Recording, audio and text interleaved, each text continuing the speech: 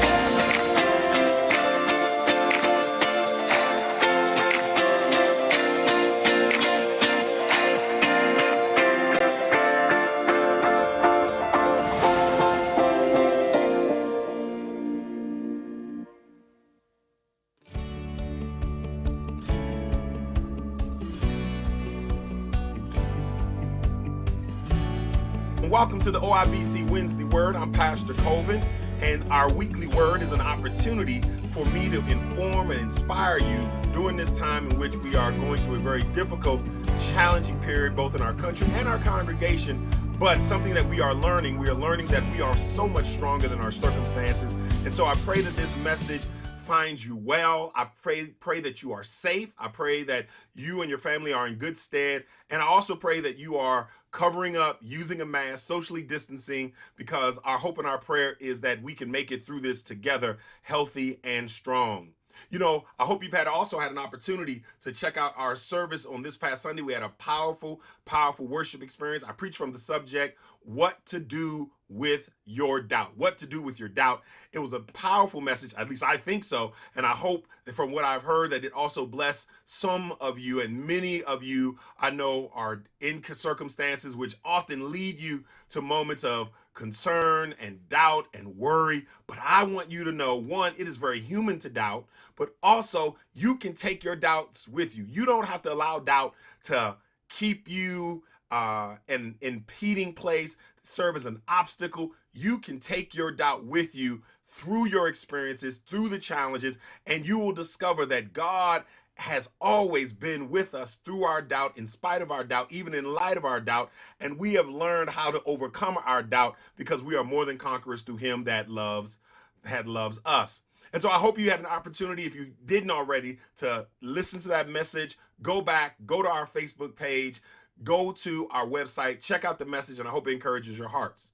You know, today I've been thinking about what I would share with you, and as always, I've been meditating on it, and I want to talk to you about the power of the present moment. The power of the present moment. You know, time, we break up into AD and BC. Time is something that we break up between the morning, the noontime, and the evening. We break it up, time, between seconds, minutes, hours, days, weeks, months, and even years. But I want you to understand that time, as we understand it, is really a concept. You see, all we ever have is the present moment. All we have is the present moment. And time is really, as we understand it, is really a string of pearls of many experiences that we have brought together. And so really we live from each moment to each moment. And as we make it through each moment to each moment, sometimes these moments are difficult. Sometimes these moments are challenging. Sometimes they're also very blissful, and they're also very memorable, and things that we want to hold on to and we want to cherish. But the truth of the matter is that all we have is each moment. Now, what is incumbent upon you and I is to learn how to be present in each moment. You see, when we're not present, what we oftentimes are doing, we're either becoming a prisoner of the past, or we are allowing ourselves to be framed by the future. In other words, we are allowing what has happened, or a fear of what is going to happen, really to control our thinking, to control our emotions, to control our decision making in the present moment. But if you realize, everything that is past is gone, and everything that is in the future hasn't happened yet. All we have is this moment. You know, Jesus himself said in the Sermon on the Mount, the Sermon on the Mount of Beatitudes, he said that sufficient is the evil of the day thereof. Sufficient is the evil of the day thereof. In other words, he was saying there's much more in just today for us to be concerned about than to be adding on anxiety about tomorrow, or to be carrying on with the worries from yesterday. He says, sufficient is the evil of the day thereof. In other words, in this moment right now, in what you got to think about right now, in this moment, at this hour, at this particular time in your life, there's enough for you to focus on, to give your attention to.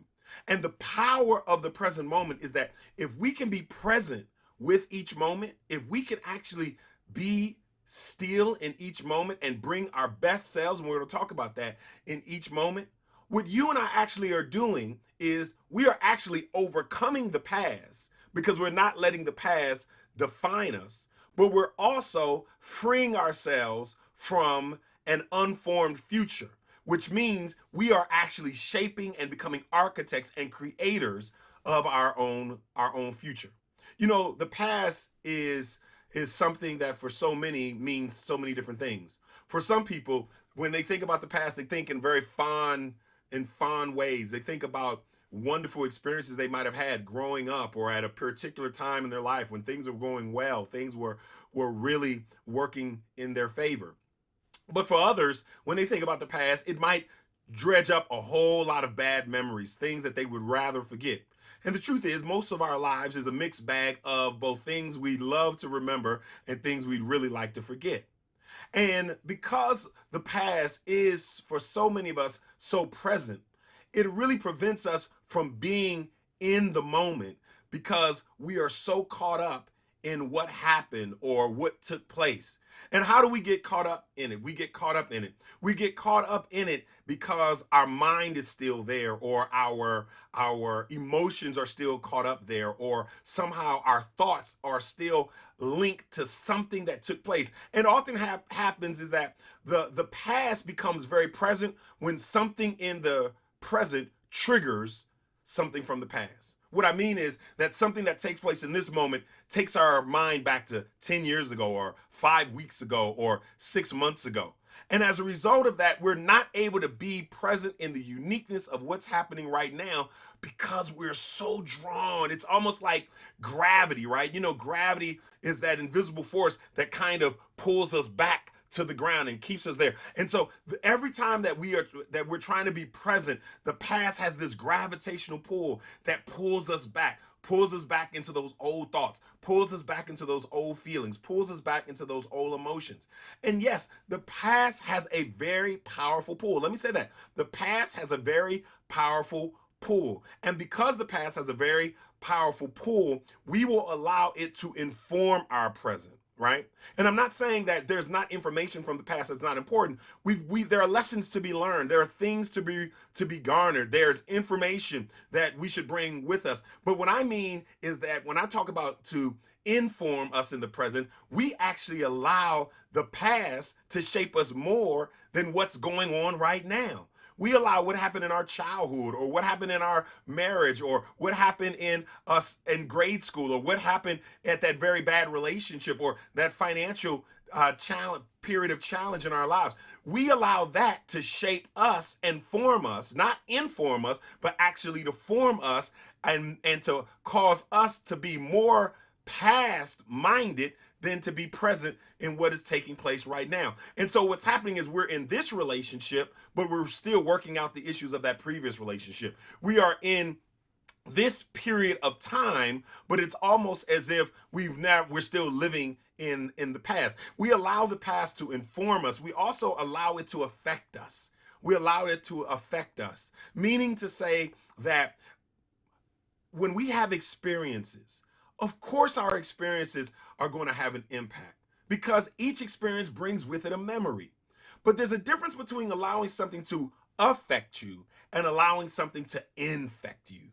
And when I mean infect you, I'm talking about allowing something to become poison in your system, to allowing what took place to somehow get inside of you and to get inside of your head and get inside of your heart and inside of your mind and inside of your thoughts, that it creates negative thinking or unhealthy emotions, or it causes, instead of responding, it causes you to react with almost like a trigger instinct, to a point that you're not even really in control of yourself because you're always reacting and you're always on the edge and you're always constantly kind of in a space of anxiety, and you're never really in the present moment because you're always in this space where something of the past is really, it's almost as if it just happened a moment ago. It just happened a second ago. And that's, you know what we call that? We call that trauma. And everyone to some degree or another has experienced some degree of trauma. I'm not sure if I shared this with you, but remember I was talking to a professional some years ago, a mental health professional some years ago, and they shared with me, they said, you don't have to go to war to have experienced trauma. You don't have to have gone to Afghanistan or Iraq or to some war-torn country to experience trauma. And a lot of us at different degrees or gradients have been traumatized. And what that trauma often does, or one of the signs of trauma, is that we keep experiencing or re-experiencing the pain of that moment as if it has happened recently, to a point as if it's as present as it ever was, even if it was 10 years ago, even if it was 5 years ago, even if it happened at so many earlier points in our lives and those people are far gone. But the emotion is still there. The hurt is still there. And we can allow the past to do this. But we also can do this in a different way with the future. And when I talk about the future, we allow our expectations become creations. What do you mean expectations leads to creations? You know, that is true, that what we desire, whether we believe it or not, we are actually even at a subconscious level moving toward that thing. That's why the Bible says, knock and it shall be opened. Seek and ye shall find. Ask and you shall be given.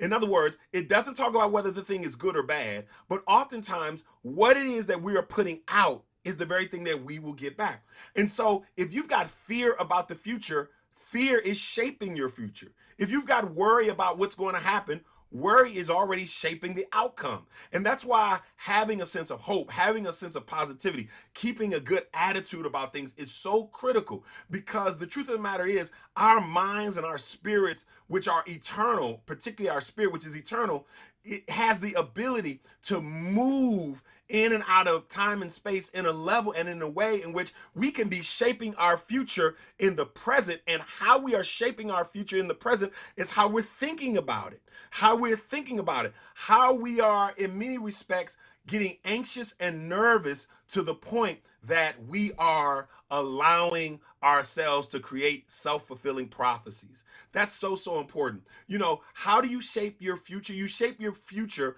by preparing, not panicking. Let me say it again. You shape your future by preparing, not panicking. And so often that is what we do. And so we've got to learn how to be present. The power of being present. How can we do that? We can do that by allowing ourselves to be here right now. Allowing ourselves to be here right now. I'm talking about where your attention is, right? Allowing yourselves to be present to who you're talking to be present to what someone is saying to you, to be present to what you're reading, to be present to what you're eating, to be present and not already ready to move on to the next thing, not already 3 steps ahead, not already thinking about what you're going to say after they say this, but to really to listen, to really to eat, to really have a conversation, to really to think and reflect. You know, there's a certain stillness that comes with being present. The moment you decide to be present is the moment that everything kind of slows down a little bit, and everything kind of takes a step back, and your pace dials down a few beats per second. And the reason that is important is because when we slow down, we think better. When we slow down, we are able to respond and not react. And so it's so important that we shape our reality by just being as present as possible to what's taking place. By also doing that, we are also really defining our own destiny. In other words, whether you believe it or not, the future is already being shaped. But how's the future being shaped? It's not being shaped from some prophetic way or in some magical or hoodoo voodoo way. No. You are shaping your future. Every decision you are making, every choice you are making, every encounter you're having, every emotion that you are deciding whether to allow yourselves to fully express it or to rein it in, allowing it to get the best of you, or giving it some honoring it but not allowing it to become so overwhelming. Everything I do in the present is shaping and creating my future. And that's not just personally, but collectively. Everything we are doing as a country right now is going to shape what happens in the future. What we are doing in 2020 is going to affect 2021. What we do with this coronavirus right now is going to affect how soon we come out of this with a vaccine, or whether we come back to a place very soon or sooner than later when we can gather as a family and as a Christian family. And so it's really important that we understand that the future is not written. We have the opportunity, even right now, to shape the future of our lives, the future of our families and our communities with each and every choice we make. By doing that, we also understand that we also can define our own identities. Who you are is determined by you each and every moment. Who you were 5 years ago and who you are right now is determined by you. At each moment, I decide who I'm going to be. And who I'm going to be is determined by what decisions I make and what actions I take. And so the truth of the matter is, we are co-creators with God in our lives, and co-creators with God in shaping who we are. Our parents gave us names, and we did not have input on them giving us those names. And those names are supposed to give us a sense of place in the world and an identity in the world. But you also understand that you also shape your identity. And every choice you make can make you who you're going to be at this next moment. At this next moment, I'm going to be the calm one. And this next moment, I'm going to be the rational one. In this next moment, I'm going to be the forgiving one or the compassionate one. I'm going to be the listening one. When you do that, it doesn't matter who you were 5 minutes ago. It doesn't matter who you were 5 years ago. You can decide at each moment who you want to be. Who you want to be. When you do that, let me tell you, you and I, when we learn the power of being present, we learn what it really means to truly have power. I hope you can grasp onto that, and I hope something in that little nugget would allow you to provide you some insight and some wisdom as you go forward. Listen, let me tell you what I'm excited about. I am excited about this Thursday. Now, this Thursday is really important. One, because we're going to be having our food pantry delivery and our food pantry pickup. That's going to be this Thursday at 10 o'clock and 10 o'clock through 12 noon. That's right. And we make community deliveries as well. But I also want to make sure that if you are interested in receiving a food box, you need to contact the church, membership at OIBC.org, 216-721-3585, if you are interested in receiving a food box to be delivered. But we will be having our food distribution this Thursday from 10 a.m. to 12 noon. But I'm also really, really excited about this virtual town hall that we'll be having at the Olivet Institutional Baptist Church. We are going to be hosting it virtually. The Olivet Institutional Baptist Church and the Olivet Housing and Community Development Corporation, our sister organization, we're going to be holding a town hall. And the title of the town hall is Your Health, Our Community, African Americans, and COVID-19. I hope you will be a part of this listening audience. I hope you will come with your pen and pad, as we will be having 4 health professionals, 4 doctors from our community, really active in our community, who are really passionate about public health, the African American community and health, urban health, and they are people that are going to be offering their insights of what's going on and how we can protect ourselves, protect our family, and make really good choices. What I'm also excited about is that in addition to being able to watch this on our website, it will be this Thursday, May the 28th at 6:30 p.m. You can watch from our website, OIBC.org. You can watch from our Olivet app. You also can watch on the Olivet Facebook page. All of it will be simulcast on all of those platforms. But also, I want you to know, in addition to that, that if you are interested in having a question raised, there's a couple of ways you can do that. You can send your emailed question to membership@oibc.org. Membership@oibc.org. By giving us that question, we'll try to get through all the questions as as quickly as possible, or get to as many of them as possible. But we know there's some questions that are out there. I'm been receiving questions right now, and I'm gathering them up. Our office is gathering them up, and hopefully that's something that these doctors will say will help you as you think about what's going on, and will answer some of those questions in advance.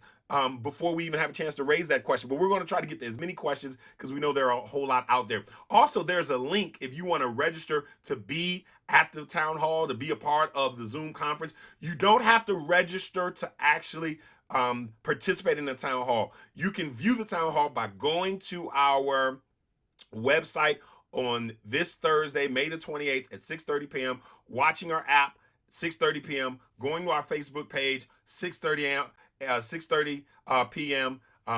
May 28th, 6:30 p.m. And I also believe you're also able to get it on Instagram as well. We're going to look into that. But the most important thing is you need to be a part of that viewing audience.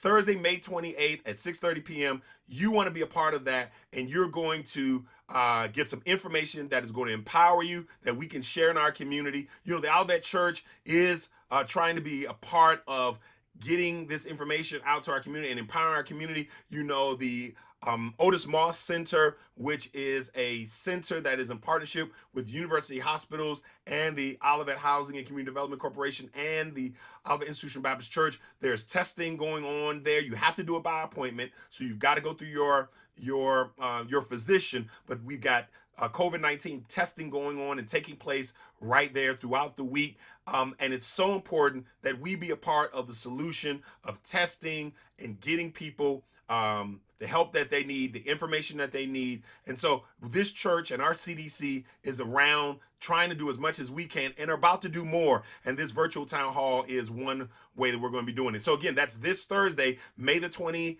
at 6:30 p.m. And we look forward to seeing you there. Now, also, this is Pentecost Sunday coming up. This is Pentecost Sunday. And so Pentecost Sunday, I want to encourage you to be with us on this Sunday for our 9:45 service, virtual service. We're going to continue to be worshiping God during this high and holy day, Pentecost Sunday. Now, you know everything that we do during the week. You know that we have our prayer call on Thursdays at noon. You know that we have our Sunday school class on Sundays, as well as our intercessory prayer. There's a lot going on in the Olivet Church. I don't have time to go through everything that's taking place, but let me tell you what I do have to thank you for. I've got to thank you for your continued support of your church, our community of faith, the Olivet Institutional Baptist Church. Your giving has been consistent. Your giving has shown your commitment. And I know we've had members of our church who have had to make financial adjustments based on their new financial situation. The economy sucks right now. Yes, it sucks right now.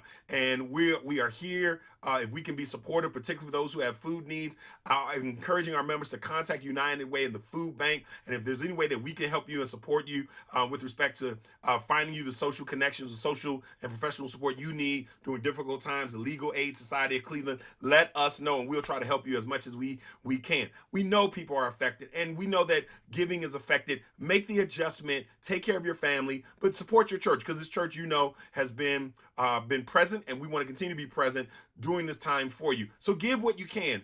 Others can give more and continue to giving what they've always been giving. If we all do that, we will be able to make it through this together as a church family. We've been doing that for these several decades, and there's no reason why we're gonna stop now. And so I want to thank you. I want to thank all of those who also have been sending their tithes and offering in 8712 Quincy Avenue, Cleveland, Ohio 44106. Those who are using the mobile app, Push Pay, those who are using the Olivet app, going to our website and giving. The most important thing is that we're all doing our part to continue having our ministry go. Because one thing we know about Olivet is we're not just in the congregation, we're in the community. And I want to look forward to sharing with you some other things that we're going to be doing, particularly in the Fairfax community, particularly around the issue of PPE, personal protection equipment, as well as other ways that we want to make sure that we are supporting our community, supporting our congregation, and this the larger area outside of our church doors, to help us make it through this. We are not going to make it through this by ourselves. And just because you might feel like you're on the ark. There's still some room in your boat to let somebody else on board. So as many people as we can help, we're going to do that, and we can't do that without your continued support. And I want to thank you all who have been doing it. Listen, I've said a mouthful. I have been going on and on and on and on, but let me tell you this. Here's a word from Chuck D. Here's a word from Chuck D. Chuck D, one of the founders of Public Enemy, and I'm going to leave you with this. Pay attention. It's the cheapest price you'll ever have to pay. Pay attention. It's the cheapest price you'll ever have to pay. Listen, this is Pastor Colvin with the Wednesday Word. I look forward to seeing you this Thursday for our virtual town hall. I love you. I'll see you real soon.